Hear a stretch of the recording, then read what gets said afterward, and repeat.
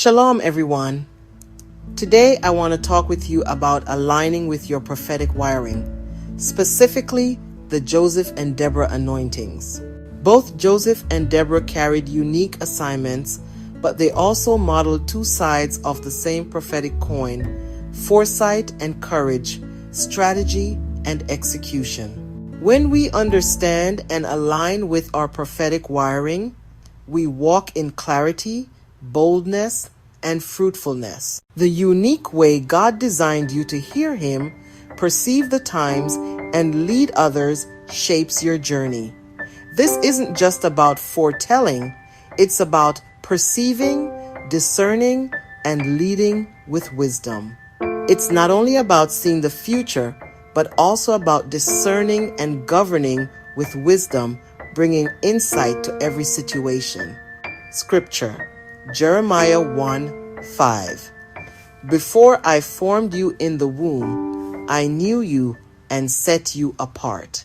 We begin with the Joseph anointing, a calling marked by divine foresight. This gift wasn't learned, it was forged in trial.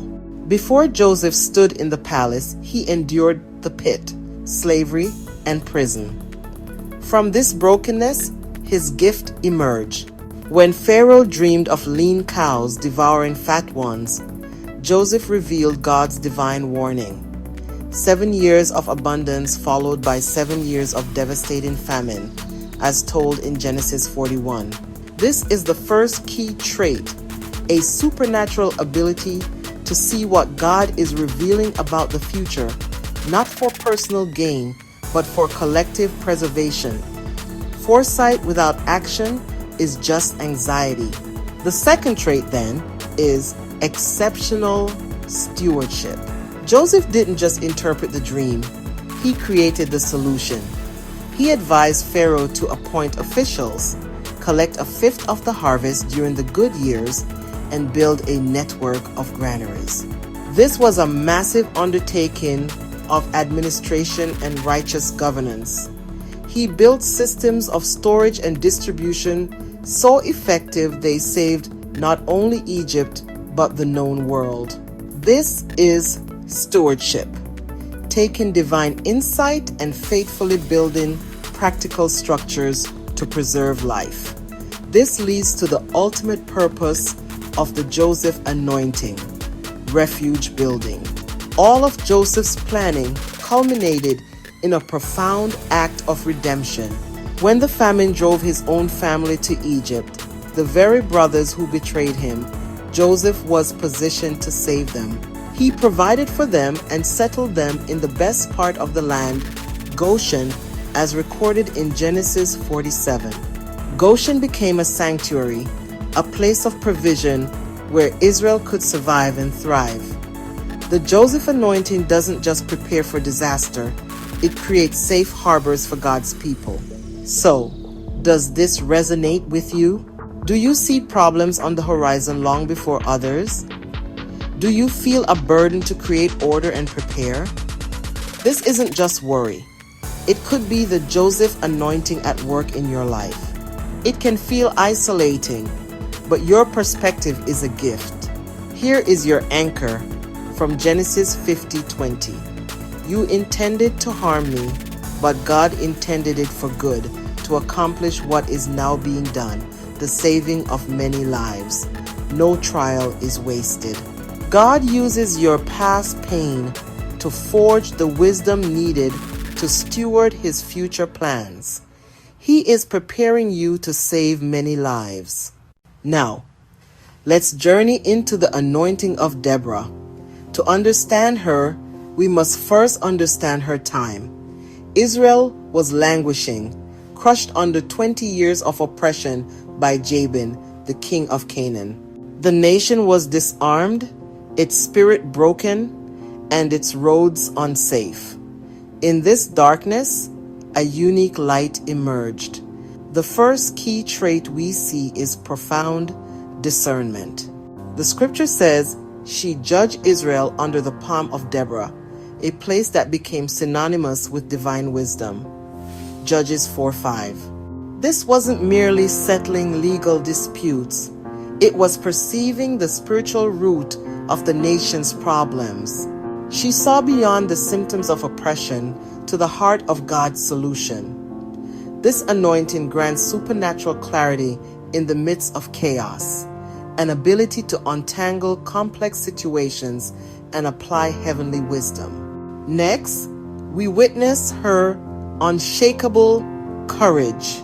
God gave her a direct command for the military general Barak to engage the enemy, but fear had gripped him. He replied, "If you go with me, I will go, but if you don't go with me, I won't go." Deborah didn't shrink back. Her courage wasn't the absence of fear, but the presence of faith in God's command. She agreed to go, providing the backbone of faith that the nation's army needed to mobilize. Her courage was contagious, activating the faith of an entire nation. This leads to her third trait, prophetic governance.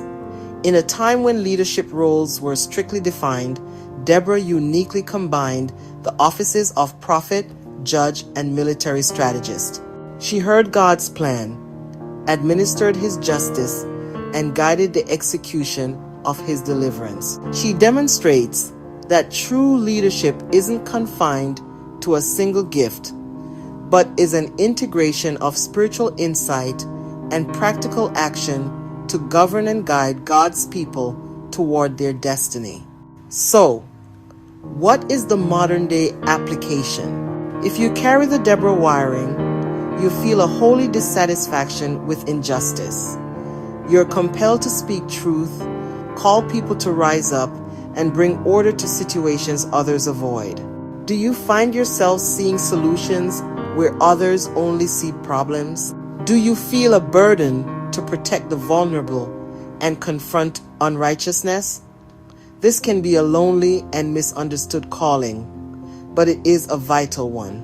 This anointing is perfectly captured in her victory song, our anchor scripture from Judges 5:7. Village life ceased. It ceased in Israel until I, Deborah, arose a mother in Israel. This wasn't a declaration of pride, but of responsibility. It is the cry of a spiritual parent, a guardian who rises to nurture, protect, and lead their people from desolation into God's promised victory. Let's bring these two powerful streams together. Joseph embodies divine strategy, long-term stewardship, and faithful preservation. He saw the distant future God revealed and had the patience and administrative brilliance to build systems that would sustain a nation through a 7-year famine, managing a kingdom's resources with integrity. On the other hand, Deborah embodies immediate discernment, holy courage, and decisive activation. She heard God's command for a specific moment, a kairos opportunity. She didn't just prophesy. She rose up, judged Israel, and went with the army to the battlefield, activating a nation's faith into a tangible, history-altering victory.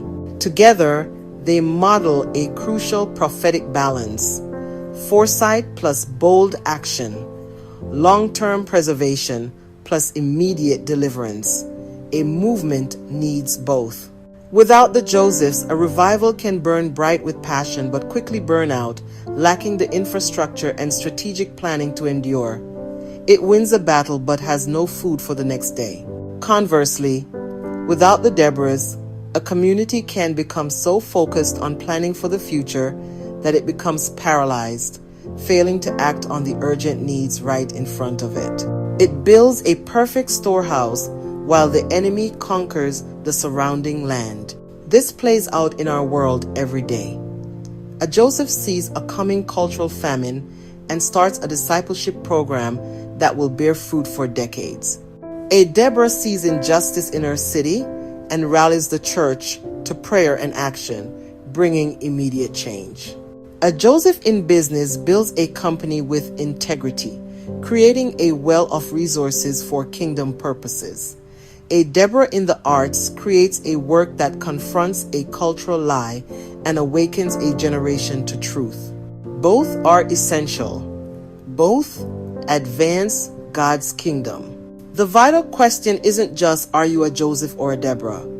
But how is God calling you to operate right now? You may carry both anointings expressed in different seasons.